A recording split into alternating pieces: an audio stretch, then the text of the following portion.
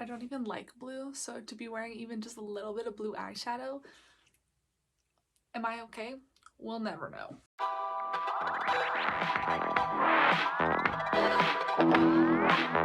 I was gonna fill this out before I filmed this video, and I guess I failed miserably at that, but I have some things for you to look at in my February wrap-up. Here we are. So to get started, my bullet journal, I read 4 books this month.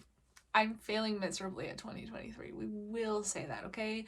I could do better. But I have been playing a lot of D&D recently, and I'm DMing, so I'm learning a lot, and it takes up a lot of my time that I used to use for reading. So sad.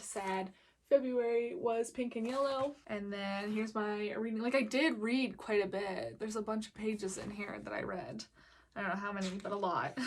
But I only finished 4 books, which I didn't write a single review for. Like, I have barely filled these out. Nothing. I put nothing into these.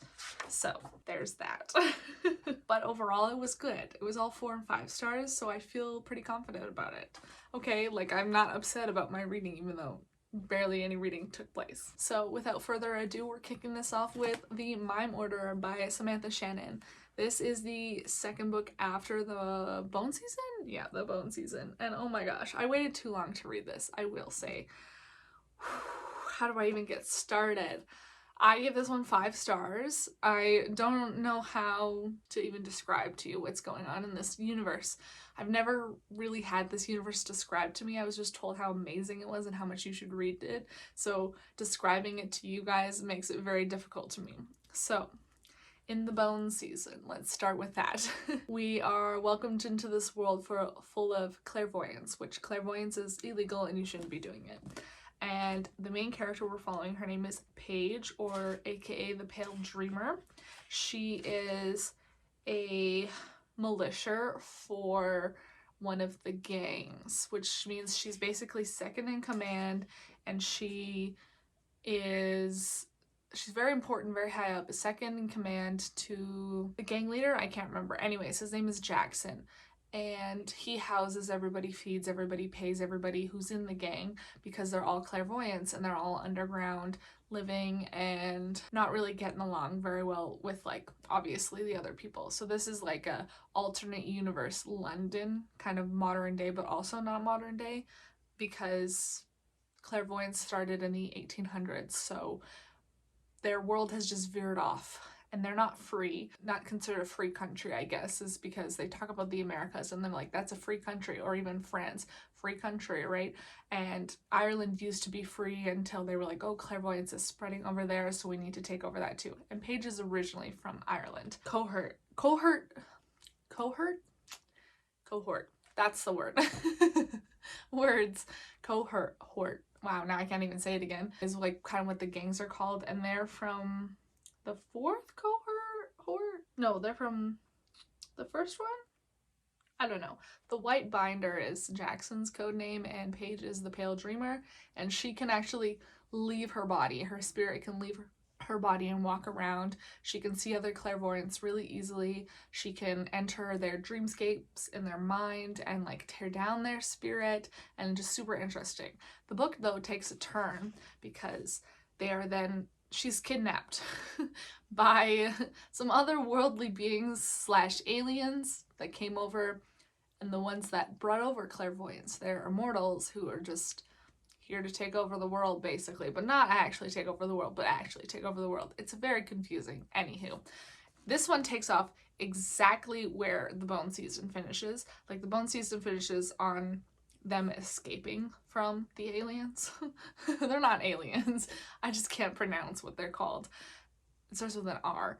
And she's escaping with all the people that also got kidnapped by them, and realizing that the entire reason why the UK is not free is because of these things that are controlling everybody and everything. So she's gonna set out to free the country, basically. So at the end of the Bone Season, they're on a train leaving. So this one starts off on that train like immediately after, almost. I think it's like an hour later or something, when they're having a conversation about what they're gonna do when they get to London. And it's just keeps going. There's a whole battle in here to become the, what's it called? The underlord for all of the gangs. And her gang lord is going to battle for it, and she's the second in command, so, and the militia, so she gets to participate as well. And the shit that unfolds is just incredible. It's just amazing. And politics and fantasy books I'm finding I like less and less, but this one was very, very fun and very interesting to me. So I enjoyed it quite a bit. Next up we have, and I gave this one 5 stars, and I'm conflicted about it for certain reasons. Basically, it is still one of my comfort reads, and it is Covet by Tracy Wolff. This is the 3rd book in the Crave series. Oh my gosh. Girl, let me tell you, I got stuff to say about this. I loved Jackson, but I was on board with the switch from Jackson to Hudson because I love true mates. That's like one of my favorite tropes, okay? Don't judge me for it, okay? And the true mate thing, as we like get further and further in the book and we learn more about what happened between Jackson and Grace and then Hudson and Grace and everything, and mostly what happened while Grace was a gargoyle with Hudson stuck in her head and when they were talking and stuff, and just everything that comes to light about all that information was very, very fun, and I liked it a lot. I liked the plot line of them trying to find the crown, and to find the crown they needed to find the blacksmith, and to find the blacksmith they needed to go to prison, but how did they get out of the prison? They needed to go talk to the witch, and just everything that they had to do opened up this world and just made it so much bigger, and there's so many more creatures now and people involved and things going on, and I just love that this one just went, okay, we're leaving Alaska and we're gonna see everything, and I loved and appreciated it. What I didn't love and appreciate was the fact that nobody but Grace is allowed to be in a relationship, because every time one of her friends, Flint, or even her cousin Macy, gets into a relationship with somebody or starts to like somebody, that person has to die. Tracy, I'm on to you, okay? I'm on to your tactics. And there are 3 more books to go, and I am scared because I've already figured it out. I figured out the equation. Grace is the only one allowed with romance. It's gonna be polyamory. We all know that. Nobody else can have nice things with Jackson or Hudson. They are the nice things. And yeah, I'm on to it, okay? I'm on to you. But I did love it, and it is still part of a comfort read. It made me feel really nice reading this in February, which is what you need when you don't go on Valentine's dates, but instead crash your cars. I'm fine. I didn't actually crash my car. My car's fine. The other guy's car, not so much. The next book I read, I gave 4 stars to, and it is The American Roommate Experiment by Elena Armas. Oh my gosh. I went from Crave and was like, you know what I really need? Another romance. So I picked up this thinking, I don't know what I was thinking, but I loved it. This kind of slow burn where they've made a deal that they're not going to fall in love with each other, but they live together and they go on fake dates. Wow. This one is kind of a sequel to The Spanish Love Deception. Technically it is a sequel to The Spanish Love Deception, but I don't know, you don't really have to read them. They're about a different couple. The characters from the first one play a really large role in it, I guess, is what I'm trying to say. So it makes more sense if you read The Spanish Love Deception first and then come to this one afterwards, because the main characters are Rosie, who is Lena's best friend, and Lucas, who is Lena's cousin. So Lena does show up a lot because they're living in Lena's apartment while she's on her honeymoon with Aaron. And I don't think I liked Rosie as a main character as much as I liked Lena as a main character. I liked Lucas a lot. I feel like he had a lot going for him, but Rosie, I feel like her personality was just kind of flat. Like, I knew what she wanted, I knew what she was striving to get, but I didn't understand her as much as I would have liked to. And that is why I'm kind of conflicted on this one. I love The Spanish Love Deception. This one, I was in Rosie's head half the time and still had barely a glimpse of who she was as a person. And that was just, So that's why it was 4 stars. I rated it 4 stars for the romance, but it was definitely missing something for me. And that's okay. I'm okay with that. There was really cute dates, and the way that Lucas decided to explain why he was doing these dates and what he was trying to give her in the spark of what they needed in dates, and then everything still went wrong, was just so cute and so adorable. And I loved Lucas as a character. He had a lot more depth, and he had a lot more, I don't know, he had a lot more emotions and reactions to things than I felt like Rosie did. And that's such a weird thing to say. I don't know. Watching Rosie from Lucas's point of view was just like looking at a brick wall sometimes. And I don't know how else to describe that. It was weird. It was kind of weird. So I'm okay. That's all I have to say on that. It was a romance. I went in there expecting nothing but sex, and I got cardboard talking to a man. I don't know what to tell you. And last, but certainly not least, I have Monkey Beach. This one is by Eden Robinson. I gave it 4 stars. This is so interesting. This was so intriguing. It looks like a little book, but wow, this thing packs a punch. Trigger warnings for sexual assault and death for sure. This was just a lot. Wow. I read this because it was on my Indigenous Studies list of books we could choose from, and I went out and bought it, and I was like, oh my god, I really need to read this, and then I forgot about it for a while, and then I finally read it, and oh my god, I should have read it sooner, because wow, I think I should have actually picked this for my book, because I feel like if I would have analyzed it, I would have got a lot more from it.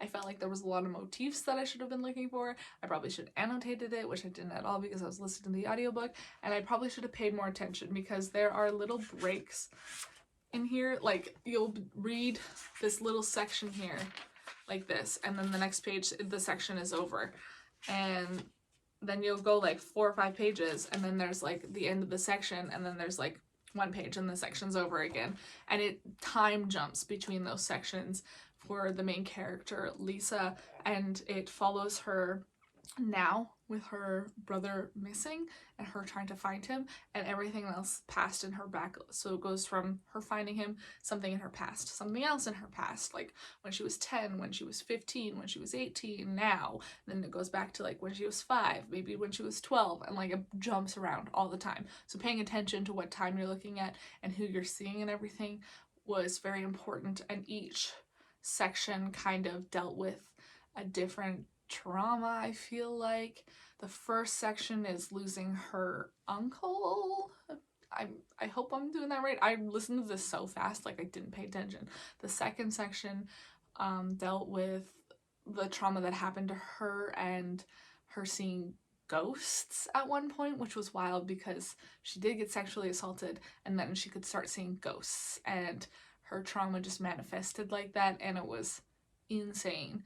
And then the last section is like her finding out that her brother is dead, and just like, it was mind-blowing. I was kind of getting lost in the second section a little bit until the last little bit, and then it ended on like a cliffhanger, and then part 3 started, and I was like, oh my god, I'm so into this. I'm so intrigued. I love everything about it. So that's why I give it 4 stars, is because I was lost for a little while, but I found myself, and I think that she also found herself on Monkey Beach, which is why it's called that. I would also love to watch the movie.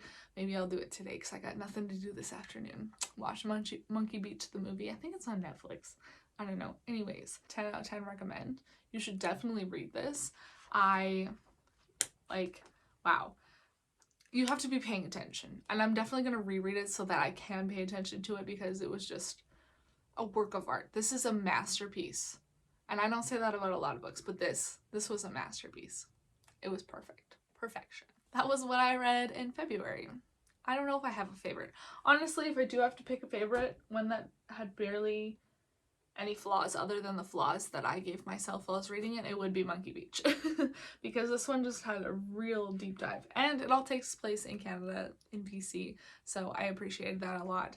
I loved it greatly. It was a finalist for the Giller Prize and nominee for the Governor General's Award.